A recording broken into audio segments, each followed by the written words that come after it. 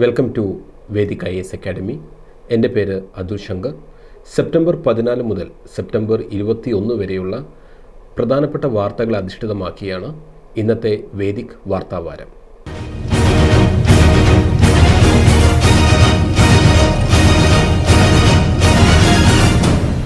So the first topic, Kejriwal to quit, seek early polls.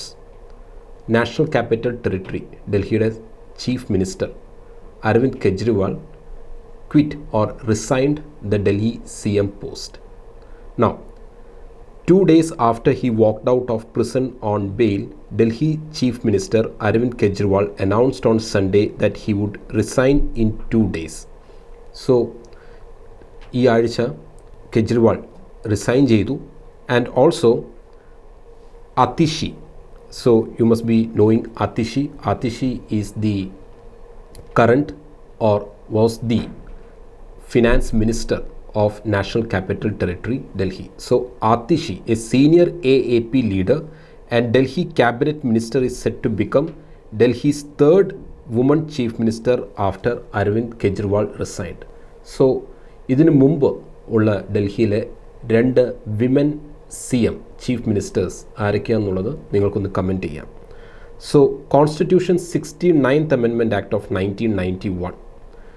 President of India appoints the Lieutenant Governor of NCT of Delhi as an administrator on the advice of Union Council of Ministers. So നമുക്കറിയാം, like with any other state, so സ്റ്റേറ്റ്സിൽ governor ഉള്ളതുപോലെ national capital territory ഡൽഹിയിൽ ഒരു lieutenant governor ഉണ്ട്. And this lieutenant governor is being appointed by the president of India on the advice of the union council of ministers. Now the president of India appoints the chief minister of NCT of Delhi.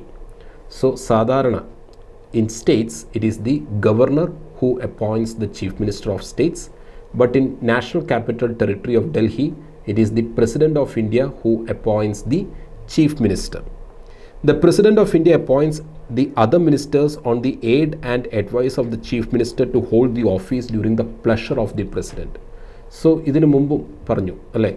So, it is usually the governor who appoints the Chief Minister and other ministers. But here, in National Capital Territory Delhi, it is the President who appoints the Chief Minister and other ministers on the advice of the Chief Minister. And all these ministers, including the Chief Minister, holds office during the pleasure of the President of India, unlike Governor. അല്ലേ, സ്റ്റേറ്റ്സിൻ്റെ കേസിൽ governor ആണെങ്കിൽ ഇവിടെ president ആണ്.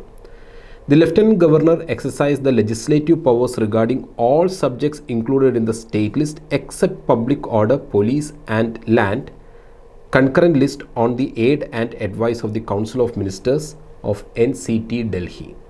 So മറ്റുള്ള സംസ്ഥാനങ്ങളെ പോലെയല്ല, NCT Delhi, national capital territory ഡൽഹിയിൽ land, public order and police, all these are governed by the union government, not the National Capital Territory of Delhi government. The Council of Ministers of NCT Delhi is collectively responsible to the Legislative Assembly only. സാധാരണ എല്ലാ സംസ്ഥാനങ്ങളിലും ഉള്ളതുപോലെ. Now, strength of the Council of Ministers is limited to 10% of the total strength of the Legislative Assembly. So അവിടെ 7 പേരാണ് ഉണ്ടാകേണ്ടത്. Direct elections are held to the Legislative Assembly of NCT Delhi. ഈ നവംബറിൽ elections നടത്തണം. Maharashtra legislative അസംബ്ലിയുടെ കൂടെ ഈ നവംബറിൽ അവിടെയും ഇലക്ഷൻസ് നടത്തണം എന്നാണ് Atishi who would soon be sworn as the Delhi Chief Minister അവരുടെ demand. Now, the President shall give binding directions regarding any conflict of opinion between the Council of Ministers and Lieutenant Governor of NCT Delhi under Clause 4 of Article 239AA. And the Lieutenant Governor is competent to take action on the matter pending with the President of India to meet an emergency situation. So, നിരവധി Supreme Court judgments. So, അതിൻ്റെ ഒരു സമ്മറിയാണ്. Like it is the President who shall take a binding decision in event of any ambiguity or disagreement between the Lieutenant Governor and the Chief Minister of National Capital Territory Delhi. So these are some of the UPSC aspect that we need to അറിയേണ്ട കുറച്ച് UPSC aspects ഇതൊക്കെയാണ്.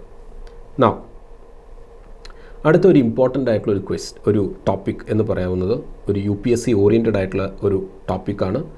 Supreme court freezes illegal bulldozer action till hearing on October 1st. So we know in many States including UP, Assam അല്ലേ, ഈ under trials അതല്ലെങ്കിൽ suspects അവരുടെ വീടുകൾ അല്ലെങ്കിൽ അവരുടെ ഇമ്മീഡിയറ്റ് റിലേറ്റീവ്സിൻ്റെയൊക്കെ വീടുകൾ അല്ലെ, they are getting bulldozed. So now the supreme court on Tuesday froze illegal bulldozer demolitions across the country till October 1st, drawing attention to reports of glorification, grandstanding and even justifications of razing of private homes and properties of under trials and their immediate family members. So the Supreme Court ഇത്തരത്തിലുള്ള ഈ ബുൾഡോസിങ് ഇതിനെ like they have actually called for the state government to stop this activity. Now, a bench of justices B.R. Gawai and K.V. Vishwanathan said authorities had continued with demolitions despite a Supreme Court order on September 2. So, September 2, Supreme Court has already given an order that you should actually stop. ഇങ്ങനെയുള്ള demolitions stop ചെയ്യണം because the law of the land do not permit such acts against under trials, or even if they are convicted, how could the homes be razed? ഇതാണ് supreme കോടതിയുടെ ചോദ്യം. The court said there would be no bulldozer demolitions without leave of the Supreme Court till October 1st. So Supreme Court ഈ case October 1st that they have scheduled. So അടുത്ത hearing വരെ ഇത്തരത്തിലുള്ള യാതൊരു ആക്ടിവിറ്റീസും പാടില്ല. However, ഒരല്പം it has also given some leeway. So unauthorized structures on public roads, streets, footpath or abutting railway lines or on public spaces such as water bodies. So ഇതൊരു blanket ആയിട്ടുള്ള ഒരു ഓർഡർ അല്ല. ഈ അൺഓതറൈസ്ഡ് ആയിട്ടുള്ള unlawful ആയിട്ടുള്ള structures അല്ലേ, എൻക്രോച്ച്ഡ് ആയിട്ടുള്ള land encroachment, ഇതൊക്കെ like they can still clear. Now the next topic is a topic from international relations, and China will be high on Quad Summit agenda, US. So as we speak now, so Prime Minister Modi would be flying to US. So Prime Minister Modi പോകുന്നത് quad സമ്മിറ്റിൽ പങ്കെടുക്കാനാണ്. So Quad summit നമുക്കെല്ലാവർക്കും അറിയാം, USA, Australia, Japan and India, ഈ 4 രാജ്യങ്ങൾ അല്ലേ ഉൾപ്പെടുന്നതാണ് quad അല്ലെങ്കിൽ quadrilateral grouping. അതിൻ്റെ ഒരു ചുരുക്കപ്പേരാണ് ക്വാഡ്. നൗ ഇതിൻ്റെ ഒരു significance. So Quad summit basically they have constituted this summit. എന്തിനാണ് ഇങ്ങനെയുള്ള സമ്മിറ്റുകൾ? In order to bring some kind of unity among countries like USA, India, Australia and Japan, and all these countries are being bullied by China. So നമുക്കറിയാം ചൈനയുടെ ഒരു meteoric rise, especially after 2000. So now they are actually kind of bullying their neighbors, and these countries expect that China, once they gather sufficient strength, like ഒരു reunification of Taiwan with mainland China, അതുപോലെ ചൈനയുമായിട്ട് ജപ്പാനിന് ഒരുപാട് disputes ഉണ്ട്, maritime territorial disputes like Senkaku അല്ലെങ്കിൽ Diaoyu islands എന്ന് പറയുന്ന ഐലൻഡ്സിൻ്റെ പുറത്ത് disputes ഉണ്ട്. We know that India has border disputes with China. Then ഓസ്ട്രേലിയയുമായിട്ട് ലൈക്ക് ചൈനയെ സംബന്ധിച്ചിടത്തോളം ചൈനയുടെ naval actions is in fact intimidating Australia. യുഎസിനെ സംബന്ധിച്ചിടത്തോളം like the actions of Chinese Navy in the Pacific region is in fact challenging the dominance of the US Navy in the region. So basically all these countries have a common objective, that is to contain the rise of China. So ഇതാണ് like quad ഗ്രൂപ്പിങ്ങിൻ്റെ ഒരു പറയാത്ത അവരുടെ ഉദ്ദേശം. So China will be high on Quad Summit agenda means they would be meeting and they would be holding discussions how to strengthen the partnerships and how to contain the rise of China. Now, the US President Joe Biden will host the Quad leaders in his hometown of Wilmington, Delaware. Mr. Biden will meet individually with Prime Minister Narendra Modi as well as Prime Ministers Anthony Albanese of Australia and Fumio Kishida of Japan. They will also meet together to discuss expanding cooperation across a range of critically important issues, and China will be high on the agenda at the summit level meeting of Quadrilateral Security Dialogue Quad, comprising of US, India, Australia and Japan. Now, idu koodade also on the agenda are health security, natural disaster response, maritime security, infrastructure, critical and emerging technologies, climate, clean energy and cyber security. So basically Quad Summit ഇതിനൊരു security aspect ഉണ്ടെങ്കിൽ കൂടി the level of cooperation is actually getting broadened. Okay, so ഇതാണ് important ആയിട്ടുള്ള ഒരു international relations. Now center took key decisions in the first 100 days, says PM. So 100 ദിവസത്തെ കർമ്മ പരിപാടി എന്തൊക്കെയായിരുന്നു എന്നുള്ളതാണ്. They have approved to build 3 crore new concrete houses. പ്രധാനമന്ത്രി ആവാസ് യോജനയുടെ ഭാഗമായിട്ട് 3 കോടി പുതിയ വീടുകൾ നിർമ്മിക്കാൻ തീരുമാനിച്ചിട്ടുണ്ട്. അതുപോലെ 2 ലക്ഷം രൂപ 2 lakh package aimed at uplifting the youth. Then approved an additional 75,000 seats in medical colleges, approved connecting 25,000 villages with concrete roads, doubled the budget of Union Ministry for Tribal Affairs. Special program for development of 60,000 tribal villages, introduced unified pension scheme for government employees, reduced income tax rates for middle income group and small entrepreneurs. മറ്റ് ചില തീരുമാനങ്ങൾ, they increased import duties on edible oil to encourage domestic purchases from Indian farmers. So ഈ പറയുന്ന edible ഓയിലിൻ്റെ import duty വർദ്ധിപ്പിക്കുക വഴി we are basically cutting the competitiveness of importers. So domestic ആയിട്ട് edible oil produce ചെയ്യുന്നവർക്ക് they would be getting a better advantage in the domestic market. At the same time, lowered export duties on basmati rice to boost exports and benefit paddy growers. Then increased MSP for kharif crops, providing financial reliefs to crores of farmers to the tune of 2 lakh crore, and released the first installment of nearly 10 lakh beneficiaries under Pradhan Mantri Awas Yojana Gramin for around 14 states. അതുപോലെ ഈ ഒരു 100ാം ദിവസത്തിൽ അല്ലേ, he participated in housewarming ഗൃഹപ്രവേശ് celebrations of 26 lakh beneficiaries of Pradhan Mantri Awas Yojana Gramin and urban from across the country and handed over house keys to some Pradhan Mantri Awas Yojana Gramin and urban beneficiaries. So കഴിഞ്ഞ ഒരു 100 ദിവസത്തിനകത്ത് നടത്തിയിട്ടുള്ള പ്രധാനപ്പെട്ട ചില തീരുമാനങ്ങളാണ് ഇവിടെ highlight ചെയ്തിട്ടുള്ളത്. So I believe that നിങ്ങളെല്ലാവരും ഇത് കേട്ട് കാണും അല്ലേ. യൂണിഫൈഡ് പെൻഷൻ സ്കീംസിനെ കുറിച്ച് കേട്ട് കാണും, അതുപോലെ പ്രധാനമന്ത്രി ആവാസ് യോജനയെക്കുറിച്ച് നിങ്ങൾ കേട്ട് കാണും. ദെൻ 75,000 മെഡിക്കൽ കോളേജസിൽ പുതിയ സീറ്റ്സ് അനുവദിച്ചതായിട്ട് നിങ്ങൾ കേട്ട് കാണും.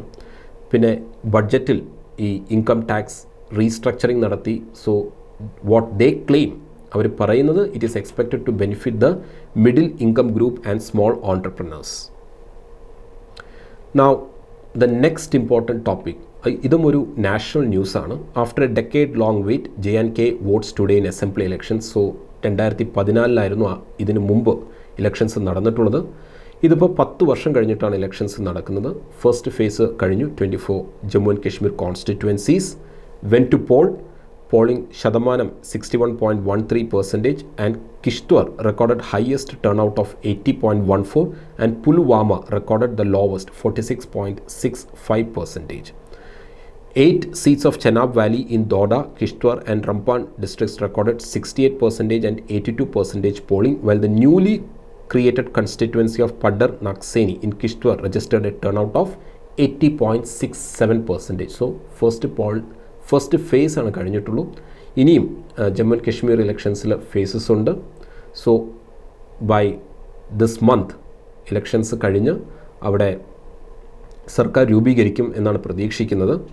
സോ ഈ ഒരു ഇലക്ഷൻ്റെ പ്രത്യേകത 2019 ആർട്ടിക്കിൾ 370 റിവോക്ക് ചെയ്തതിന് ശേഷം നടക്കുന്ന ആദ്യത്തെ ഇലക്ഷനാണ്. സോ 2014 ഇലക്ഷൻസ് ഇതിനു മുമ്പ് നടന്നപ്പോൾ Jammu and Kashmir was not only a state but also enjoyed certain safeguards under Article 370.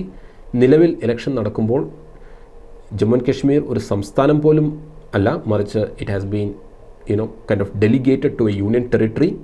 Jammu and Kashmir എന്ന് പറയുന്ന സംസ്ഥാനം തന്നെ രണ്ടായിട്ട് it has been bifurcated to state of Jammu and union territory of Jammu and Kashmir with legislature and union territory of Ladakh without a legislature.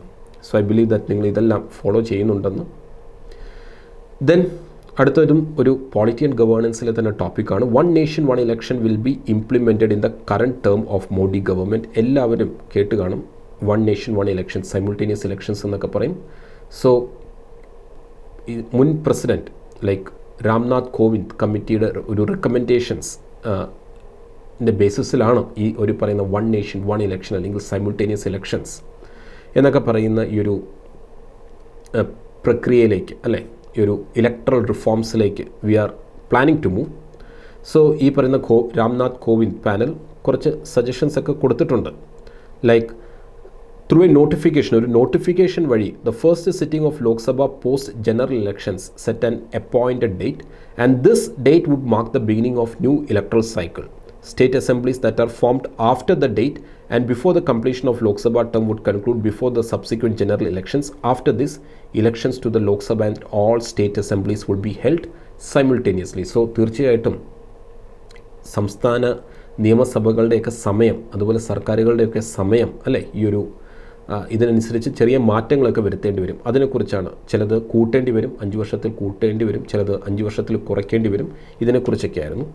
രണ്ടാമത്തത്, ഒരു hung assembly വന്നു കഴിഞ്ഞാൽ എന്ത് ചെയ്യണം? The committee had factored scenario such as hung house or a no confidence motion and recommended amendments to Article 83, duration of houses of the Parliament, Article 172, duration of the state legislature of the Constitution. It recommended a common electoral roll which would need coordination between the Election Commission of India and State Election Commission. So ഒരു hung assembly വരുന്ന സമയത്ത്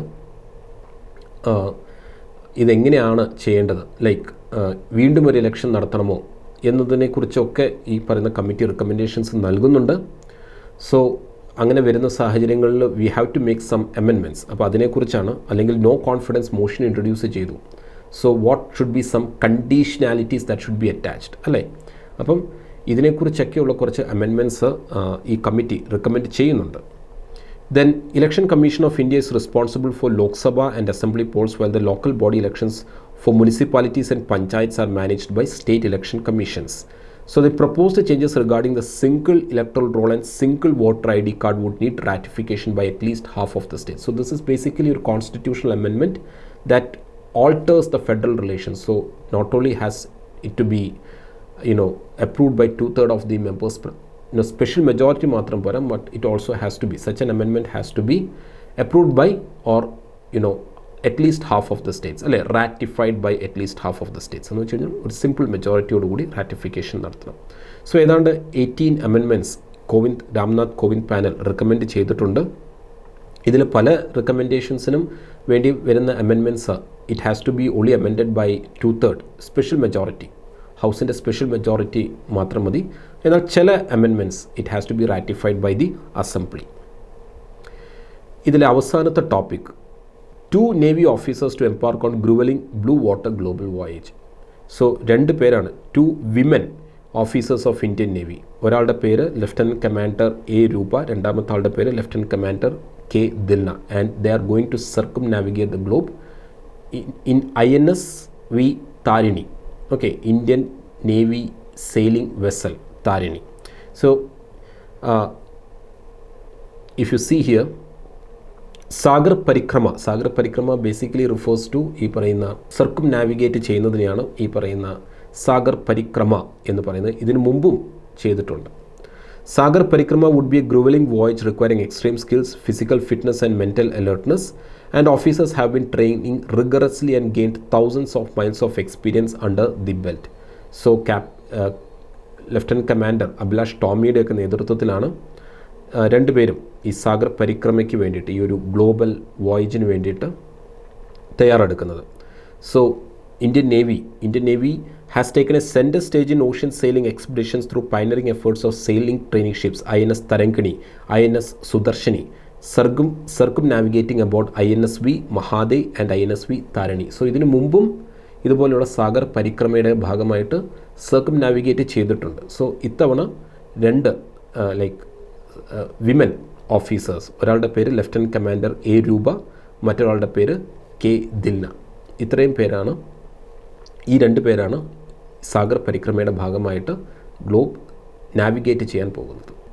so with this I M concluding this week's Vedhik Weekly News Analysis. So we have covered some of the most important topics that appeared in daily major dailies from September 14th to 21st September. So I believe that this session was helpful to you. If you have any suggestions, please drop your comments below. Thank you.